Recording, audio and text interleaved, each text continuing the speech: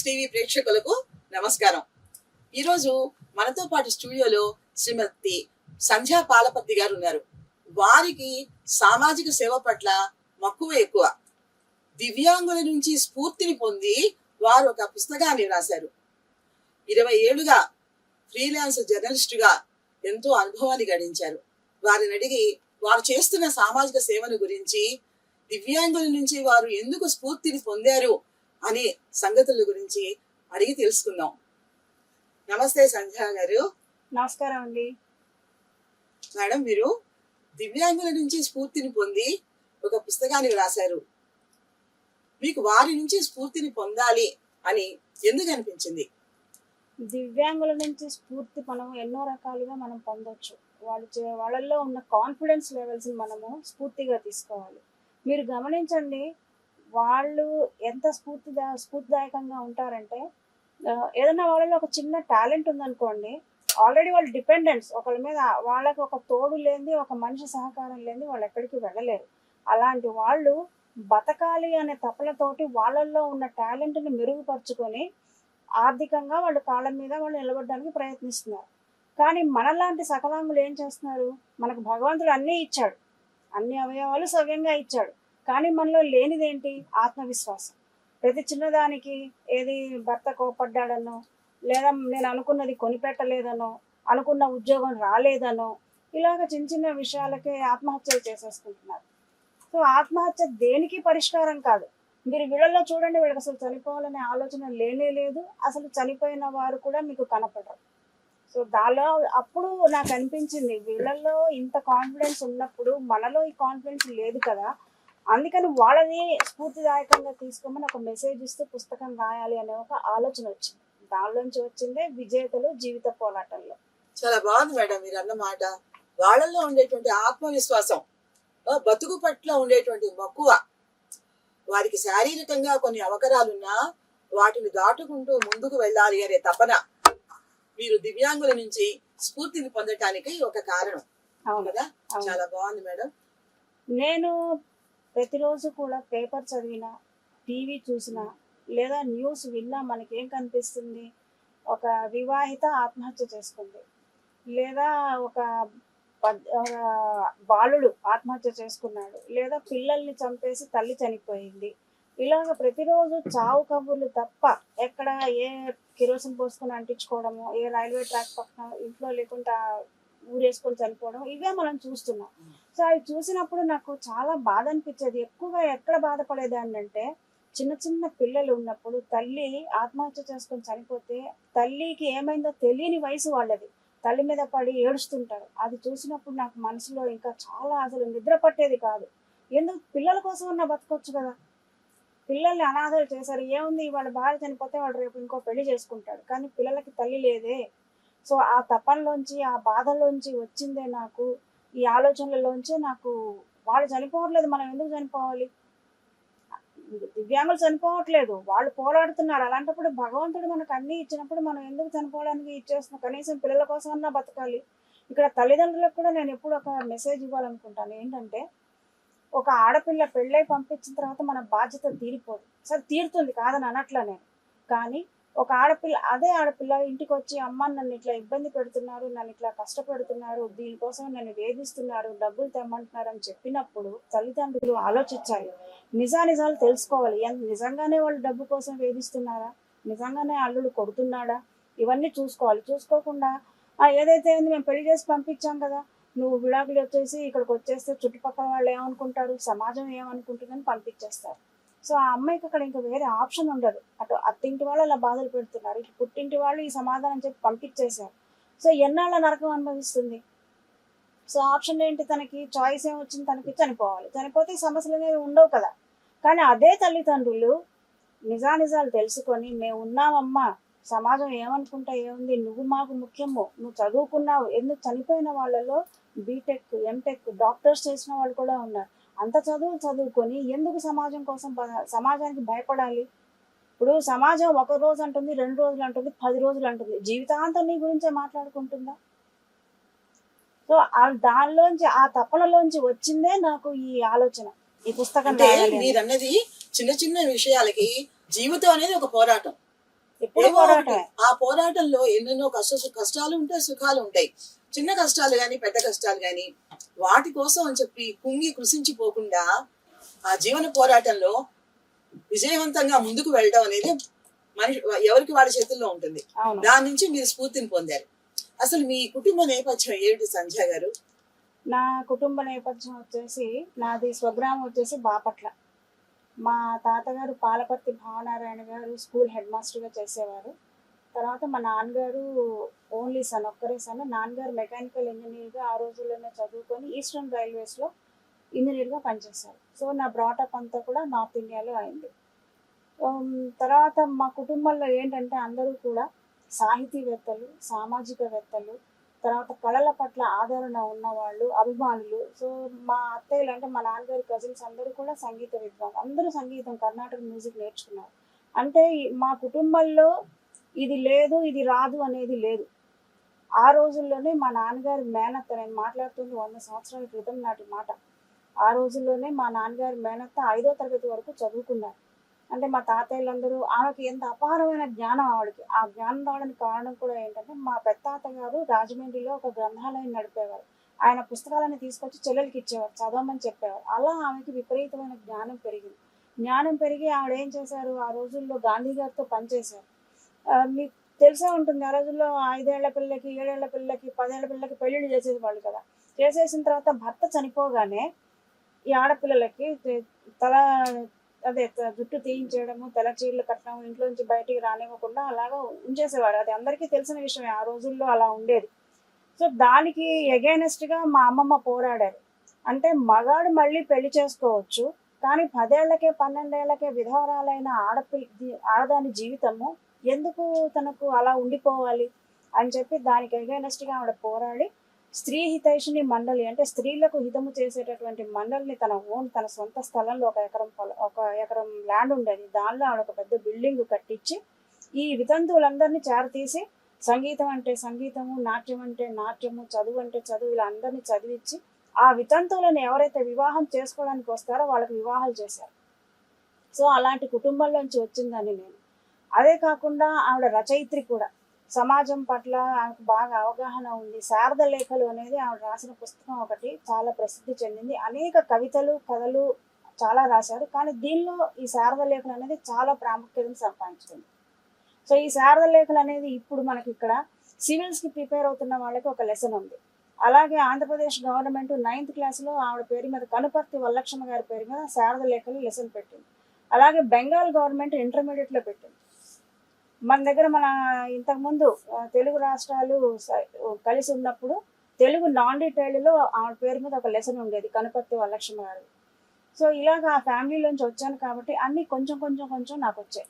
అంటే ఆనాటి కాలంలో కుటుంబ నేపథ్యం చూసినప్పుడు బయట లేని పరిస్థితులే ఎక్కువగా మహిళలకు ఉండేవి.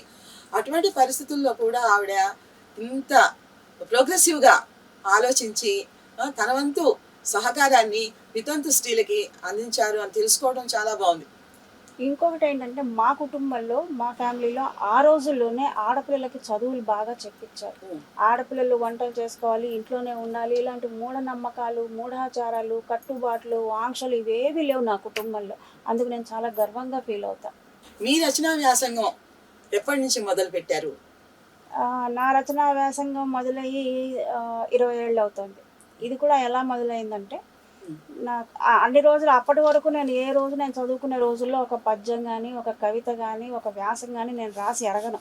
అసలు నాకు తెలియదు. ఎంతసేపు ఆడుకోవడం, అమ్మ పెడితే తినటం, ఇవే ఉండేవి నాకు.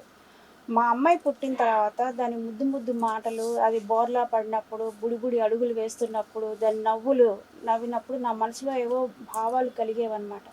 అవన్నీ కాగితం మీద తన గుర్తుగా నేను రాసుకునేదాన్ని. రాసుకొని ఎవరన్నా వచ్చి ఒక తల్లిగా చిన్న చిన్న ఆనందాలన్నింటినీ కూడా పేపర్ మీద పెట్టడం మొదలుపెట్టారు. అనుభూతి చూపించేదాన్ని. అత్తయ్య ఇది రాసాను చూడు, ఎలా ఉంది చెప్పు నువ్వు అంటే, ఎంత బాగా రాసావే నువ్వు, మనసుకి హత్తుకునేలాగా రాసావు, నువ్వు ఎందుకు నీ రైటింగ్ స్కిల్స్ డెవలప్ చేసుకోకూడదు, అలా అలా అలా ఇక ఇప్పటి వరకు దాదాపు ఎన్ని వేల ఆర్టికల్స్ రాశానో, ఎన్ని ఇంటర్వ్యూస్ చేశానో నాకే తెలియదు. ప్రతి పుస్తకం, ప్రతి పేపర్లో వచ్చేది నాది. అట్లాగే మీరు చదువు పూర్తి చేసిన తర్వాత ఏదైనా ఒక ఉద్యోగంలో చేయాలి అనే ఆలోచన కాకుండా ఒక ఫ్రీలాన్స్ జర్నలిస్ట్గా మీరు మీ కెరీర్ని స్టార్ట్ చేశాను అన్నారు.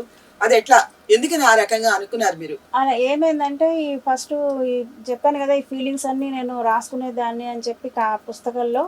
సో అలా ఒకసారి ఏమైందంటే ఫస్ట్ టైం అనమాట, నేను ఒక చోట ఇలా కూర్చొని చూస్తుంటే ఒక పక్షి తన పిల్లలకి ఆహారం తీసుకొచ్చి పెడుతోంది.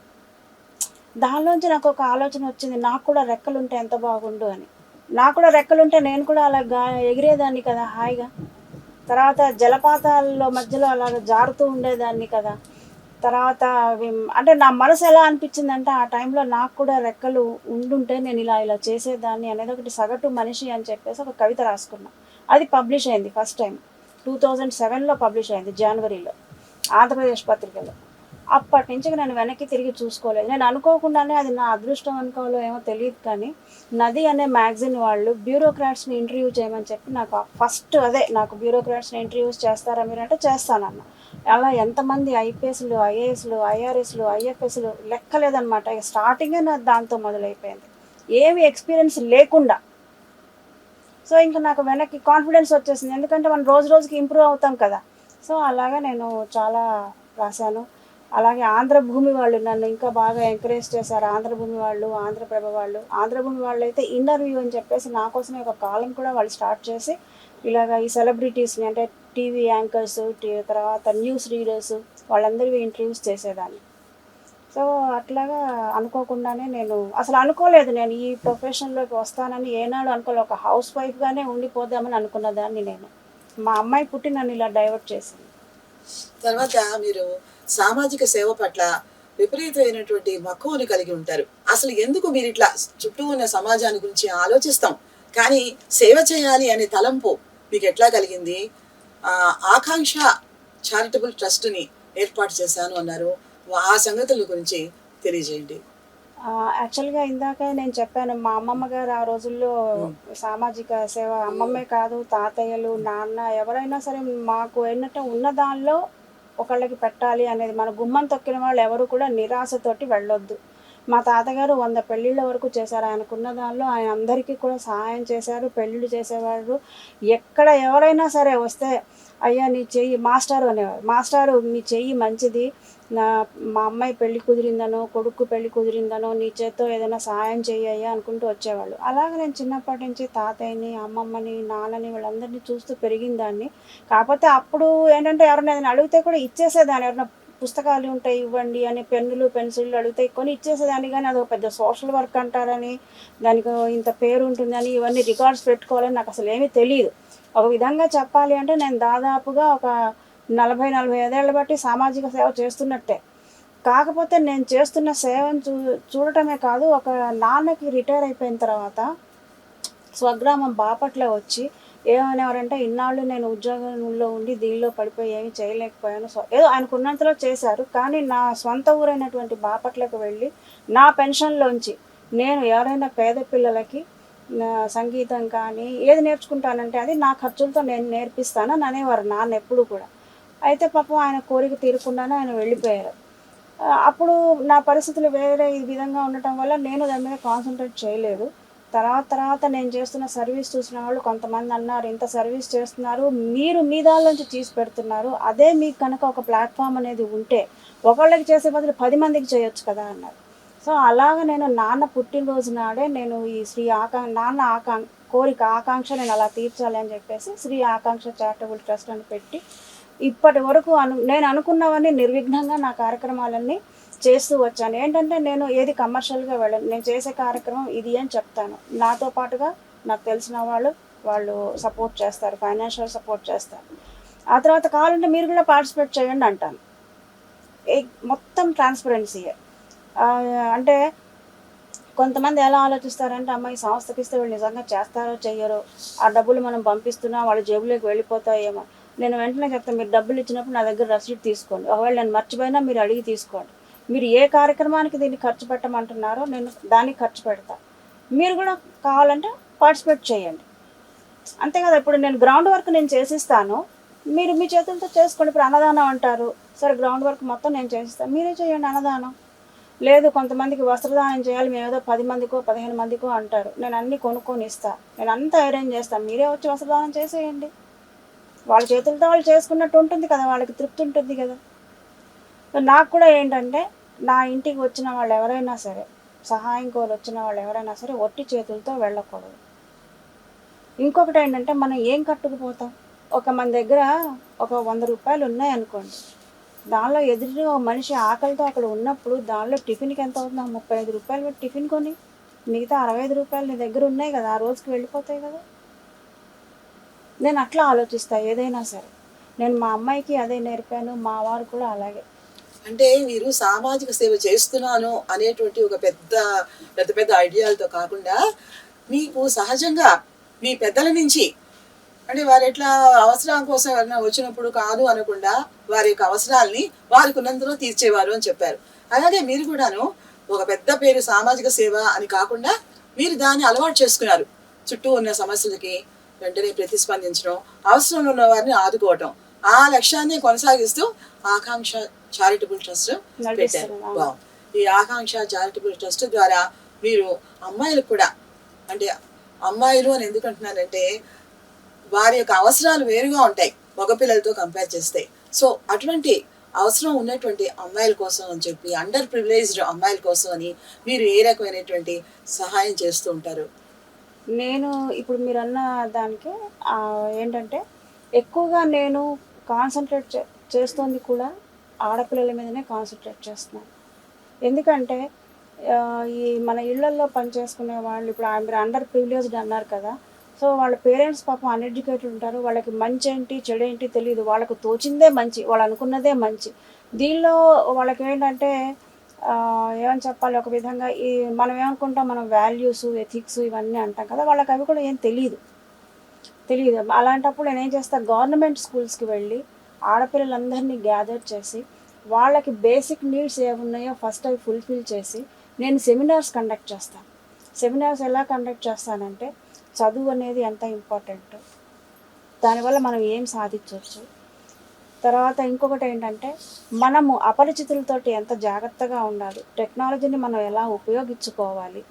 బ్రైట్ స్టూడెంట్స్కి, ముఖ్యంగా బ్రైట్ స్టూడెంట్స్కి నేను క్యాష్ ప్రైజ్ కూడా ఇస్తాను. 10th క్లాస్ టాపర్ అనుకోండి, స్కూల్ టాపర్, క్యాష్ ప్రైజ్ ఇస్తాను. అంటే వాళ్ళకు ఒక ప్రోత్సాహం, మనం ఇచ్చేది అది 1000, 1500, 2000 అనేది కాకుండా ఒక ప్రోత్సాహం, దాంతోపాటు ఒక సర్టిఫికెట్. ఆ సర్టిఫికెట్ చూసుకున్నప్పుడల్లా ఇది నాకు వచ్చింది కదా, ఇంకొంచెం బాగా చదివితే ఇంకోళ్ళు ఇంకేదైనా ఇస్తారు అని అట్లా అన్నా వాళ్ళు మోటివేట్ అవుతారనే ఉద్దేశంతో ఒక IAS ఆఫీసర్ చేతుల మీద కూడా వాళ్ళకి ఇప్పిస్తాను. చాలా బాగుంది మేడం. అంటే ముఖ్యంగా మీరు ఇట్లాగా వెళ్ళి ఆర్ఫనేజెస్కి వెళ్ళి ఆ అమ్మాయిల పట్ల శ్రద్ధ వహించడం అనేది చాలా చక్కటి విషయం. ఒక్క ఆర్ఫనేజెస్ అనే కాదు మేడం, గవర్నమెంట్ స్కూల్స్, ముఖ్యంగా గవర్నమెంట్ స్కూల్స్ ఎక్కువ కాన్సన్ట్రేట్ చేస్తున్నది గవర్నమెంట్ స్కూల్స్.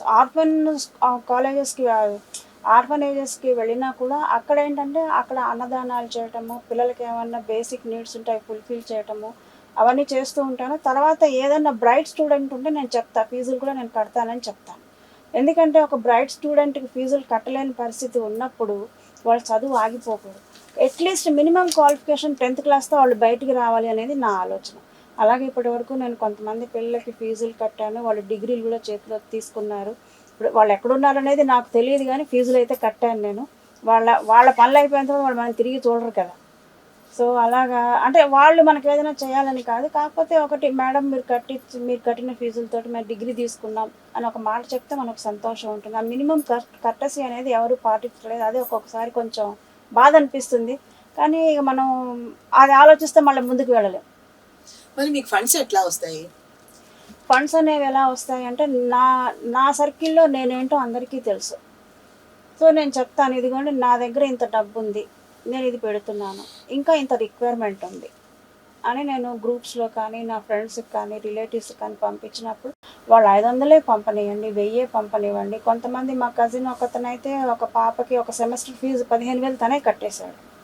సో అలాగా నేను మనిషి కనపడితే కొంతమంది ఎలా ఉంటారంటే, నాకు ట్రస్ట్ ఉంది, డబ్బులు కట్టండి, ఈ సేవ చేస్తాం ఆ సేవ చేస్తూ ఉంటారు. నేను అలా కాదు, నేను ఏదైనా చెయ్యాలి అని అనుకున్నప్పుడు నా దగ్గర ఎంత ఉంది, ఇంకా ఎంత రిక్వైర్మెంట్ ఉంది, అంతేకాని మీరు ఇవ్వండి మా ట్రస్ట్లో మెంబర్గా చేరండి, మీకు ఇది ఇస్తాము అది ఇస్తాము మీకు ఏమి నేనేమి ఇవ్వను. ఎందుకంటే దానివల్ల మన ఇమేజ్ పోతుంది. మనుషులు మనకు దూరం అయిపోతారు. మనం చేసే ఏదైనా పని నిజాయితీతో చెయ్యాలి, చిత్తశుద్ధితో చేయాలి. మనకు అక్కడ ఆ పనికి సరిపడా తీసుకోవాలి, కానీ అంతకంటే ఎక్కువ ఎందుకు? ఇప్పుడు ఫర్ ఎగ్జాంపుల్ గవర్నమెంట్ స్కూల్స్లో నేను నోట్ బుక్స్ పిల్లలకి నేనే ఎక్కడికి వెళ్ళినా వాళ్ళగా నేనే అడుగుతాను, మీ రిక్వైర్మెంట్స్ ఏమైనా ఉన్నాయని అడుగుతాను వాళ్ళని. వాళ్ళు చెప్తారు, మేడం ఆడపిల్లలకి రిక్వైర్మెంట్స్ ఉన్నాయి, బేసిక్ నీడ్ కదా మేడం, మీకు తెలియంది ఏముంది అంటే. ఇప్పటివరకు దాదాపుగా 10,000కు పైగా శానిటరీ నాప్కిన్స్ డిస్ట్రిబ్యూట్ చేశాను. అలాగే నోట్ బుక్స్, పిల్లలకి నోట్ బుక్స్ అంటే నేను నోట్ బుక్స్ ప్రొవైడ్ చేస్తాను. మన జామెంట్రీ బాక్స్లు అడిగారు, జామెంట్రీ బాక్స్లు ఇచ్చాను. ఒక స్కూల్లో బ్లాక్ అండ్ వైట్ రిబ్బన్స్ అడిగారు, రిబ్బన్స్ ఇచ్చాను. ఇలా ఎవరి రిక్వైర్మెంట్ వాళ్ళు నన్ను అడిగితే నేను డెఫినెట్గా నేను ఫుల్ఫిల్ చేస్తాను. ప్రభుత్వం నుంచి కొంత సహాయాన్ని తీసుకునేందుకు మీకు వెసులుబాటు ఉంటుందా? నేను ఉంటుందేమో, కానీ నేను ఇంతవరకు ప్రభుత్వాన్ని నేను అవ్వలేదు. ఎందుకంటే ఒకవేళ అది లెందీ ప్రాసెస్ అయ్యి ఉండి అది చాలా టైం పడుతుంది. ఇక్కడ వీళ్ళ రిక్వైర్మెంట్ నేను సమయానికి పూర్తి చేయలేకపోతే, అందుకని నా బడ్జెట్ నేను చూసుకుంటా, నేను ఎంతవరకు చేయగలనో నేను చేస్తాను. అంటే వ్యక్తిగతంగా మీరు ఎంత సహాయాన్ని చేయగలరు అంత చేస్తారు. ఎవరైనా మీకు తెలిసిన ఫ్రెండ్స్ సర్కిల్లో ఎవరైనా ఉంటే వాళ్ళ ద్వారా మీరు తప్పకుండా ఫండ్స్ని సేకరించి అవసరార్థులకి మీరు అందజేస్తూ ఉంటారు. ఇప్పుడు ఉదాహరణకి మీరే ఉన్నారు మేడం, మీరు అనుకుంటారు ఒక 50 మంది పిల్లలకి నేను నోట్ బుక్స్ ఇద్దామని అనుకుంటారు. మీరే కొనివ్వండి, నేను ఫలానా స్కూల్లో వీళ్ళకి రిక్వైర్మెంట్ ఉందండి, మీరే వచ్చి ఇవ్వండి, నేనే తీసుకెళ్ళి చూపిస్తాను. సో దానివల్ల మీకేమనిపిస్తుంది, నా చేతులతో నేను ఇచ్చాను అనిపిస్తుంది కదా ఎవరికైనా. ఇప్పుడు మీరు స్కూల్ వెతుక్కోవాలి, పిల్లలు ఎంతమంది ఉన్నారో కనుక్కోవాలి, మరి వాళ్ళు ఏ క్లాసు, ఎలాంటి నోట్ బుక్స్ కావాలి, ఇవన్నీ మీ దగ్గర కనుక్కోవడానికి టైం ఉండకపోవచ్చు. ఈ వర్క్ నేను చేసి పెడతా కదా, మీరు వస్తారు ఇచ్చేస్తారు, అయిపోయి. మానవ సేవే మాధవ సేవ. నాకు భగవంతుడి దగ్గర కూర్చున్నా కూడా ఇవాళ ఏం చెప్తావో, నా చేత ఏం చేయిస్తావో చేయించనే అడుగుతాను నేను. ఆయన మీద నాకు చిత్తం ఉండదు. సో ఆయన దగ్గర కూర్చున్నా నా చిత్తం సేవ మీదనే ఉంటుంది. యువతికి కనుక మనం ప్రోత్సాహం ఇచ్చి వారికి సరైనటువంటి మార్గనిర్దేశనం చేయగలిగితే వాళ్ళు చాలా గొప్ప గొప్ప పనులని సాధించగలరు అని మనందరికీ తెలుసు. అట్లాగా ఈనాటి యువతికి మీరిచ్చే సందేశం ఏమిటి? ఇప్పటి యువత ఒక విధంగా చెప్పాలంటే చాలా బ్రైట్గా, వాళ్ళకి అన్నీ అందుబాటులో ఉన్నాయి. మన రోజుల్లో అవన్నీ ఏమీ లేవు. మనకు ఒక ల్యాండ్ లైన్ ఉంటేనే చాలా అపురూపం అనమాట. ఈ రోజుల్లో మొత్తం వాళ్ళకి ప్రపంచం చేతిలో ఉంది. కాకపోతే దాన్ని సరైన పద్ధతిలో వినియోగించుకోవాలి. తల్లిదండ్రులు కూడా ఏం చేస్తున్నారు, వాళ్ళు అడిగింది కొనేస్తున్నారు, ఇచ్చేస్తున్నారు. కానీ వాళ్ళు ఏం చూస్తున్నారు, ఏం చేస్తున్నారు, ఎటువంటివి నేర్చుకుంటున్నారు అనేది మాత్రం వాళ్ళు గమనించడం లేదు. పిల్లల్ని కనుక ఒక టైం లిమిట్ పెట్టి, ఒక టీవీ చూడాలన్నా ఈ టైం నుంచి ఈ టైం వరకు టీవీ చూసుకోవద్దని అనట్లేదు. అలాగే ఒక కన్ను వేసి ఉంచాలి పిల్లల మీద. ఇక్కడ ఏమవుతుంది, తల్లిదండ్రులకి పిల్లలకి మధ్యలో ఎలాంటి కమ్యూనికేషన్ ఉండట్లేదు. ఈ కమ్యూనికేషన్ ఉండకపోవటం వల్ల వాళ్ళు ఏం చేస్తారు, ఎవరైతే వాళ్ళని దగ్గరికి తీస్తారో వాళ్ళకి అట్రాక్ట్ అయిపోతారు. ఆ దగ్గరికి తీస్తున్న వాళ్ళు మంచివాళ్ళ చెడ్డవాళ్ళ మనకు తెలియదు. ఎప్పుడైతే పూర్తిగా పిల్లలు చేయి దాటిపోయి చెడు మార్గంలోకి వెళ్తారో అప్పుడు తల్లిదండ్రులు బాధపడతారు. మా అబ్బాయి పాడైపోయాడు, మా అమ్మాయి పాడైపోయింది, చెప్పిన మాట వినట్లేదు, చదువుకోవట్లేదు, మమ్మల్ని ఇన్నాళ్ళు మోసం చేశారు, ఇలాంటివన్నీ ఒకదాని వెంబడి ఒకటి వస్తూనే ఉంటాయి. అదే మనము కొద్దిసేపు వాళ్ళతో టైం స్పెండ్ చేస్తే, ప్రతిరోజు 24 గంటల్లో ఒక్క అరగంట పిల్లల్ని దగ్గర కూర్చోపెట్టుకొని మంచి మాటలు, లేదా ఇప్పుడు ఒక 10th క్లాస్ అయిపోయిన తర్వాత వాళ్ళకేవో ఆలోచనలు ఉంటాయి. ఏదో నేను ఇంజనీరింగ్ చదువుదామో, డాక్టర్ చదువుదామో, ఆ రెండు కాకపోతే నేను ఎంఏనో చేసి పిహెచ్డి చేసి డాక్టరేట్ తీసుకుందాం, ఇలా ఉంటాయి వాళ్ళ ఆలోచనలు. వాళ్ళ ఆలోచన విధానం ఏంటి, వాళ్ళు ఏం చదువుకుందాం అనుకుంటున్నారు. ఒకవేళ కొంతమంది పిల్లలకి క్లారిటీ ఉండదు. ఆ క్లారిటీ లేనప్పుడు ఇది చదివితే నువ్వు ఇది అవుతావు, ఇప్పుడు ఎంబీబీఎస్ చదివితే నువ్వు డాక్టర్ అవుతావు, లేదా నువ్వు మెకానికల్ ఇంజనీరింగ్ చదవాలంటే, ఇలాగ వాళ్ళకి కొంచెం చదువు పట్ల కానీ కళల పట్ల కానీ వాళ్ళకి కొంచెం అవగాహన కల్పిస్తే, అంటే మనం ఒక గైడ్ చేయగలిగితే పిల్లలు మంచి మార్గంలోకి వెళ్తారు. కానీ ఒకటి, పిల్లలకి ఏది చెప్పినా మనం కోపడుతూ చెప్పొద్దు, ప్రేమతో చెప్పాలి. పిల్లల్ని కనుక మనం గైడ్ చేయగలిగితే వాళ్ళు మంచి మార్గంలోకి వెళ్తారు. మనం ఎప్పటిదాకా వాళ్ళని కొంచెం కనిపెట్టుకొని ఉండాలి. కనీసం 18, 19 ఏళ్ళు వచ్చేంత వరకు మనం వాళ్ళని అబ్జర్వ్ చేస్తూనే ఉండాలి. ఎప్పుడైతే వాళ్ళు కొంచెం డిగ్రీలోకి వస్తారో ఉంది కాబట్టి కెరియర్ పరంగా వాళ్ళు సీరియస్ అంటే అవుతారు. పిల్లల అభిరుచులకు కూడా మనం విలువ వారి ఇవ్వాలి. అభిరుచుల్ని గమనించి వారికి సరైన ప్రోత్సాహాన్ని అందిస్తే వాళ్ళు కూడా సరైనటువంటి దారిలో ముందుకు వెళ్తారు అని మీరు చాలా బాగా చెప్పారు. ముఖ్యంగా ఈనాటి ఆడపిల్లలు ఎంతో ధైర్యంతో స్థైర్యంతో చక్కగా చదువుకుని మంచి ఉద్యోగాలు చేసుకుంటూ కూడా చిన్న చిన్న విషయాలు అంటే ఏం లేదు, ప్రేమలో విఫలం అవటం అనేది తీసుకున్నాం, ఆ విషయానికి కూడా వాళ్ళు ప్రాణాలు తీసుకునే లెవెల్కి వెళ్ళిపోతున్నారు. అంటే వాళ్ళలో ఏమి లోపించి ఈ రకంగా చేస్తున్నారంటారు? ఒకటి ఇక్కడ ప్రేమకి, ఆకర్షణకి తేడా తెలియకపోవటం వల్ల. ఇంకొకటి ఏంటంటే కొంతమంది పిల్లల్లో ఒంటరితనం అనేది ఉంటుంది. ఆ ఒంటరితనం వల్ల ఏమవుతుందంటే ఆపోజిట్ సెక్స్‌కి వాళ్ళు అట్రాక్ట్ అయిపోతారు. కొన్ని ఎలా ఉంటాయంటే ఇంట్లో వాతావరణం సరిగ్గా లేకపోయినా, వాళ్ళు కోరుకునే ప్రేమ తల్లిదండ్రుల దగ్గర నుంచి కానీ, అన్నదమ్ముల దగ్గర నుంచి కానీ దొరకలేదనుకోండి, అదే బయటి వాళ్ళు చూపిస్తున్నప్పుడు ఇది బయటి వాడు దీన్ని అడ్వాంటేజ్‌గా తీసుకుంటాడు. కానీ అది అడ్వాంటేజ్ అని వీళ్ళకి తెలీదు. ఇలా అనేక కారణాలుంటాయి. అందుకనే నేను ఇందాక కూడా మీకు చెప్పింది ఏంటంటే, పిల్లలతోటి స్పెండ్ చేయండి. స్పెండ్ చేస్తే మీకు వాళ్ళ ఆలోచనా విధానం తెలుస్తుంది. వాళ్ళు ఏం చేయాలనుకుంటున్నారనేది తెలుస్తుంది. ఆ తర్వాత పిల్లలకి ఎప్పుడూ కూడా మేమున్నాము అనే ఒక భరోసానివ్వండి. అది వాళ్ళకి చాలా ధైర్యాన్ని ఇస్తుంది. భరోసా ఇస్తున్న అమ్మా, నాన్న భరోసా ఇస్తున్నారు కదా అని వీళ్ళేదైనా చెడ్డ పనులు చేస్తే భరోసా ఇవ్వడం కాదు. ఆ చెడ్డ పనిని సరిదిద్ది వీళ్ళు సరైన మార్గంలో పెట్టగలిగే వాళ్ళు తల్లిదండ్రులు అంటే మాత్రమే. జీవితం పట్ల వారికి సరైన అవగాహన కలిగించి ఆ, ఒక మార్గనిర్దేశనం చేయగలిగితే తల్లిదండ్రులు ఇటువంటి ఆ, అంటే ఈ ధైర్యాన్ని కోల్పోయి ప్రాణాలు తీసుకోవడం వరకు తీసేసుకోవడం అనేటువంటిది కొంతవరకు తగ్గించవచ్చును. కాబట్టి తల్లిదండ్రులే ఫస్ట్ గురువులు తల్లిదండ్రులే. పిల్లలు ఎంత పెద్దయినా కూడా వారికి ఒక మార్గనిర్దేశం చేయవలసిన బాధ్యత తల్లిదండ్రులదే. అంతే కదా ఇక్కడ సంజయ్ ఇంకొక గారు? విషయం కూడా ఉంది. ఏంటంటే పిల్లలకి తల్లిదండ్రులు ఎంత స్వేచ్ఛను ఇవ్వాలి అంటే ఏ విషయాన్నైనా వాళ్ళతో షేర్ చేసుకునేలాగా. ఇప్పుడు కొన్ని కుటుంబాల్లో నేను చూస్తూ ఉంటాను చాలామంది. అమ్మో, అమ్మకి చెప్తే కోపడుతుంది, నాన్నకి చెప్తే 4 పీకుతారు, ఎందుకులే వాళ్ళు ఏం చేసి వచ్చారో వీళ్ళకి తెలియదు. అదే కనుక వాళ్ళు ఏది చేసినా సరే తల్లిదండ్రులకి ఇంట్లో చెప్పారనుకోండి, సో బయటి దాకా పోదు. ఇంకోటి ఇంట్లోనే మన సమస్య పరిష్కారం అవుతుంది. పిల్లలకి మనం కూర్చోపెట్టి ముందు ప్రేమతోటి వినలేదనుకోండి, కొంచెం భయంతో మనకున్నాయి కదా సామధాన భేద దండోపాయాలు, అలా ఒక్కొక్క దాంతో మనము చిన్నపిల్లలు వాళ్ళు తెలియక చేస్తారు, అది మనం గైడ్ చేయగలగాలి. అందుకని పిల్లలకి ఏదైనా సరే ఏ విషయమైనా సరే షేర్ చేసుకునే స్వేచ్ఛని వాళ్ళకి ఇవ్వాలి. మేము ఉన్నాం అనే భరోసాని తల్లిదండ్రులు కలిగించినప్పుడు ఇటువంటివి కొంతవరకు తగ్గుతాయేమోనని నేను అనుకుంటున్నాను. తగ్గుతాయి. ఇంకొకటి ఏంటంటే బయట వాళ్ళకి ఎందుకు చెప్పుకోవడం, మా అమ్మకే చెప్పుకుంటాం. మా అమ్మ నాకు బెస్ట్ ఫ్రెండ్. అబ్బాయిలకు ఎలా ఉండాలి, మా నాన్న నా బెస్ట్ ఫ్రెండ్. సో మనం ఫ్రెండ్స్ లాగా వాళ్ళతోటి ఉన్నప్పుడు వాళ్ళు ఏదైనా షేర్ చేసుకునే స్వేచ్ఛ ఉంటుంది. అది మనము ప్రతిదానికి కూడాను ఇదిగో నువ్వు ఇలా చేస్తున్నావు నాన్న కోప్పడతారు, లేదా నువ్వు అలా చేస్తున్నావు వీళ్ళు అమ్మ కోప్పడుతుంది, ఈ భయం భయం భయం అనేది చిన్నప్పటి నుంచి పిల్లల్లో నూరిపోసేసి ఇక పెద్ద అయిన తర్వాత వాళ్ళకి అది ఒక ఉండిపోతుంది మనసులో. అది ఉండిపోయినప్పుడు వాళ్ళు చెప్పడానికి ఇష్టపడరు వాళ్ళు. అదే మీరు స్వేచ్ఛనివ్వండి. వాడు పక్కింట్లో నుంచి చిన్న స్పూనో పెన్సిల్లో పట్టుకొచ్చినా అమ్మ ఇదిగో నేను ఎత్తుకొచ్చానని చెప్పారనుకోండి, ఈ తప్పురా అని తల్లి అప్పుడు చెప్తుంది. అది చెప్పాలి. చెప్పన్నాడు పిల్లలు ఇలాగే దారి తప్పిపోతారు. వాళ్ళకి సమస్య వచ్చినప్పుడు వాళ్ళకి ఎవరితో షేర్ చేసుకోవాలో కూడా తెలియక కొన్ని ఆత్మహత్యలకి కారణం ఇది కూడా ఒక ఇదే కారణం. బాగుంది సంజయ్ గారు, చక్కగా వివరించారు.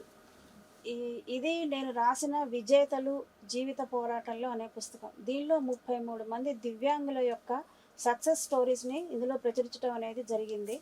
ఒక్కొక్క రంగంలోంచి ఒక్కొక్కళ్ళని తీసుకున్నాను. ఈ కథలు చదువుతూ ఉంటే ఎంతో స్ఫూర్తిదాయకంగా ఉన్నాయి. ఈ పుస్తకం మీకు కావాలన్నా కూడా తప్పకుండా నేను అందించగలుగుతాను.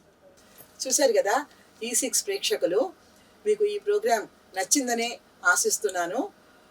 సంజయ్ గారు లాంటి వ్యక్తులని స్ఫూర్తిగా తీసుకుని మనం కూడా మన తోటి మనుషులకి సహాయం చేద్దాం అని కోరుకుంటూ మరొక మంచి కార్యక్రమంతో మీ ముందుంటాను. సెలవు.